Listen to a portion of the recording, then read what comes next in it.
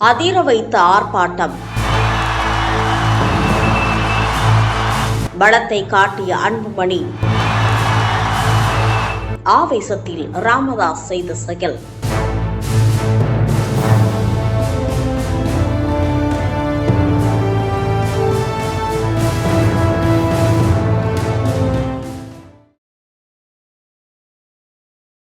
சென்னை சில்க்ஸின் ஆஹா ஓஹோ ஆடி சேல் 50% வரை தள்ளுபடி.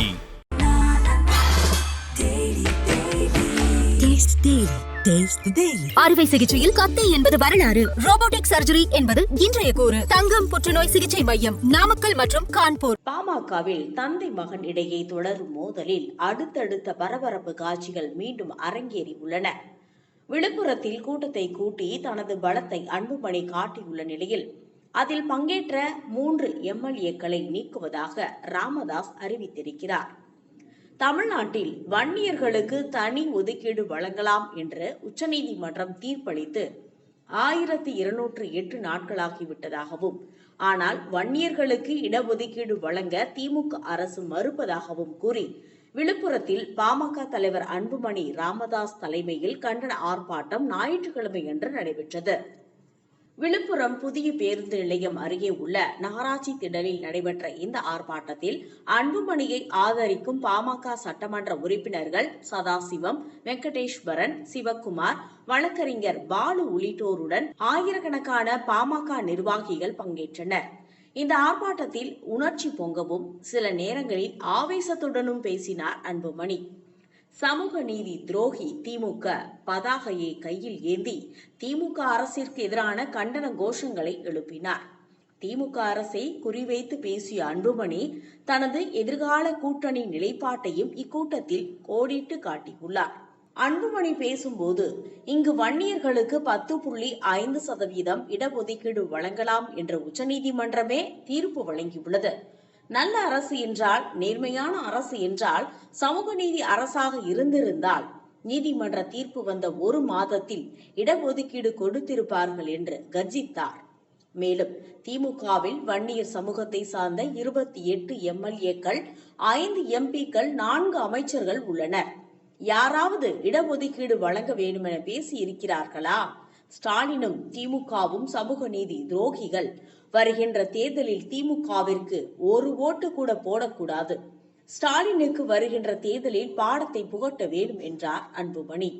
உறுதியாக நாம் எல்லோரும் ஒன்று சேர்ந்து வன்னியர்களுக்கு எதிரானது திமுக, வன்னியர் எதிரி திமுக, ஸ்டாலின். 1 ஓட்டு கூட திமுகவுக்கு போகக்கூடாது வருகின்ற தேர்தலில். அப்படி செய்யலாமா? செஞ்சே ஆகணும். 1 ஓட்டு கூட போகக்கூடாது. ஸ்டாலின் வன்னியர்களுக்கு இடஒதுக்கீடு வழங்க வேண்டும், இல்லை என்றால் சீக்கிரமே அடுத்த கட்டமாக பாமக சார்பில் சிறை நிரப்பும் போராட்டத்தை தொடங்குவோம். அதற்கும் அரசு இறங்கி வராவிட்டால், செவி கொடுக்காவிட்டால் சாலை மறியல் போராட்டம்தான். இந்த போராட்டம் வன்னியர்களுக்கு மட்டுமல்ல, அனைத்து சமுதாயத்தினருக்குமான போராட்டம் என்று விளக்கினார். விழுப்புரத்தில் நடத்திய ஆர்ப்பாட்டம் மூலம் அன்புமணி சில விஷயங்களை 3 பேருக்கு ஊடாகமாக சொல்லி இருப்பதாக அரசியல் நோக்கர்கள் கருதுகின்றனர்.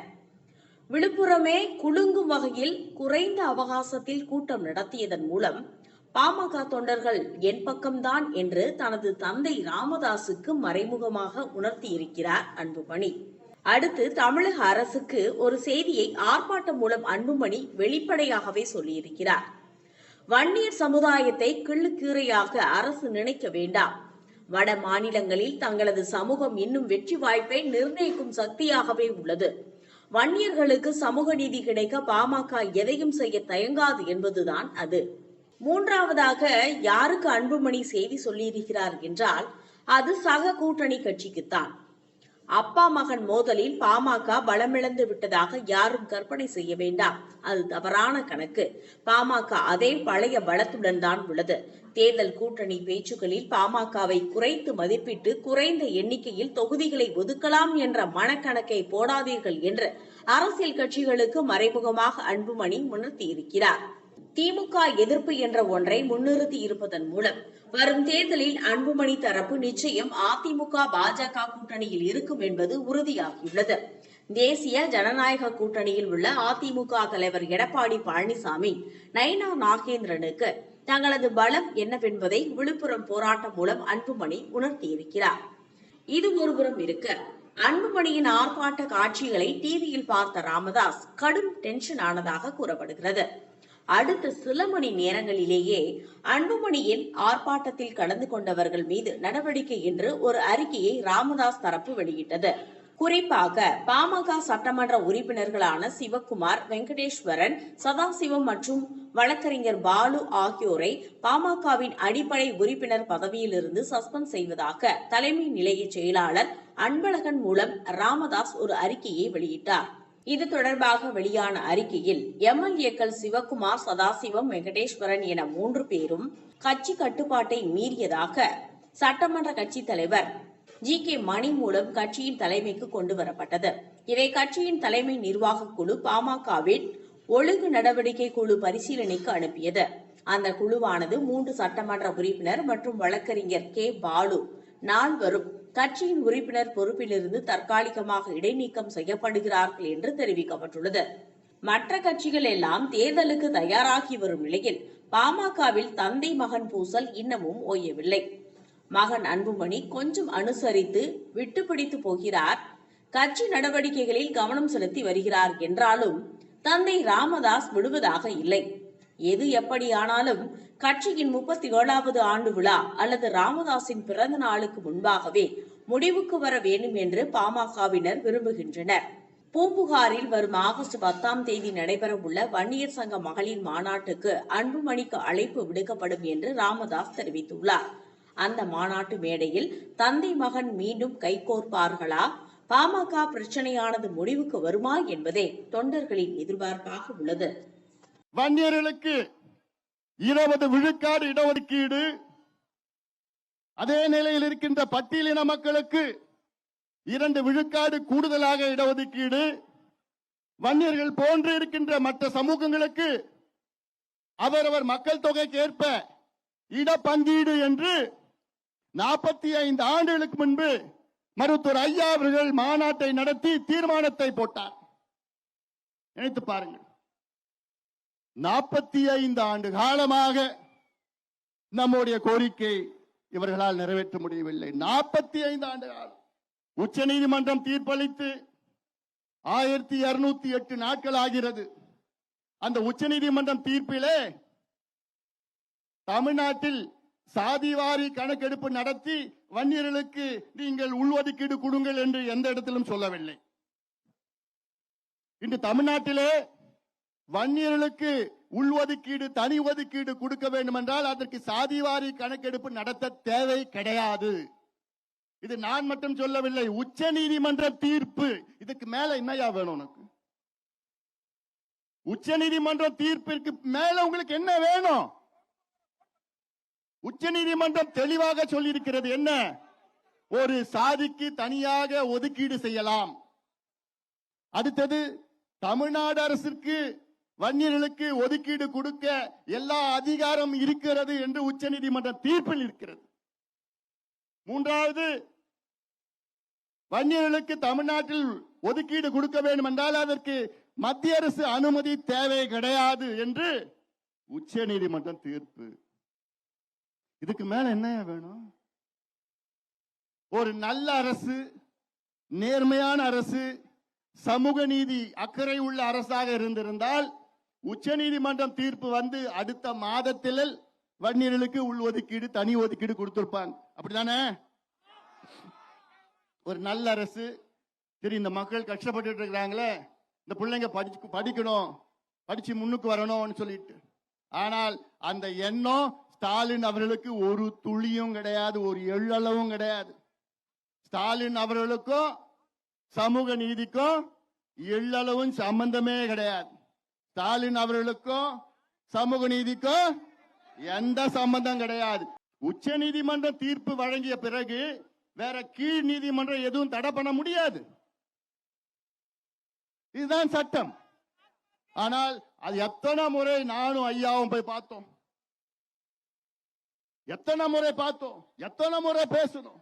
ஒவ்வொரு முறையும் நிச்சயமா நான் செய்கிறேன், நிச்சயமா நான் செய்கிறேன். பொய்ய சொன்ன ஸ்டாலின் அவர்களே.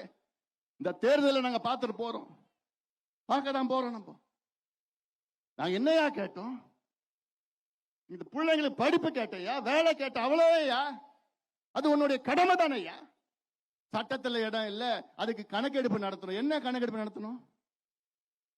யாரை ஏமாத்துறீங்க? இந்திய புள்ளியியல் விவரம் சேகரிப்பு சட்டத்தின்படி 2008 சட்டத்தின்படி பஞ்சாயத்து தலைவருக்கு அவர் பஞ்சாயத்திலே கணக்கெடுப்பு நடத்த அதிகாரம் இருக்கிறது. இந்த அடிப்படையை தெரிந்து கொள்ளுங்கள் ஸ்டாலின் அவர்களே. ஒரு நல்ல அரசு.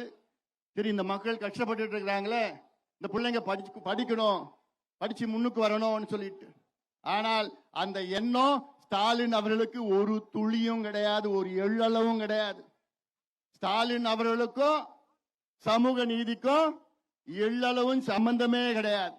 இந்த செய்தியை எல்லா கிராமத்துக்கும் எடுத்துட்டு போங்க, எல்லா கிராமத்துக்கும் எடுத்துட்டு போங்க. வேணுமே இந்த சமுதாயத்திற்கு இடஒதுக்கீடு வழங்கக்கூடாது என்று பிடிவாதம் இல்லை, அந்த ஆணவம், மனதில் ஆணவம். இந்த மக்கள் எல்லாம் முன்னேறக்கூடாது, ஓட்டு மட்டும்தான் போடணும், அந்த ஆணவத்துடன் இருக்கின்ற ஸ்டாலின் அவர்களுக்கு வருகின்ற காலம் நிச்சயமா பதில் மட்டும் கிடையாது. உறுதியாக நாம் எல்லோரும் ஒன்று சேர்ந்து வன்னியர்களுக்கு எதிரானது திமுக, வன்னியர் எதிரி திமுக, ஸ்டாலின். ஒரு ஓட்டு கூட திமுகவுக்கு போகக்கூடாது வருகின்ற தேர்தலில். அப்படி செய்யலாமா? செஞ்சே ஆகணும். ஒரு ஓட்டு கூட போகக்கூடாது. ஏன்னா நம்ம எல்லாம் படிக்க கூடாது, நம்ம வேலைக்கு போக கூடாதுன்னு அவ்வளவு ஆணவத்துடன் இருக்கின்ற ஸ்டாலின் அவர்களுக்கோ திமுகவுக்கோ இந்த தேர்தலில் நாம் மிகப்பெரிய ஒரு பாடத்தை நாம் புகட்டுவோம்.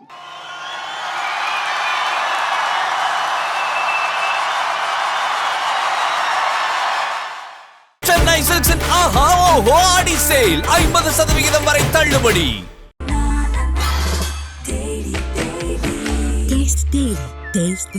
அறுவை சிகிச்சையில் கத்தை என்பது வரலாறு, ரோபோட்டிக் சர்ஜரி என்பது இன்றைய கூறு. தங்கம் புற்றுநோய் சிகிச்சை மையம், நாமக்கல் மற்றும் கான்பூர்.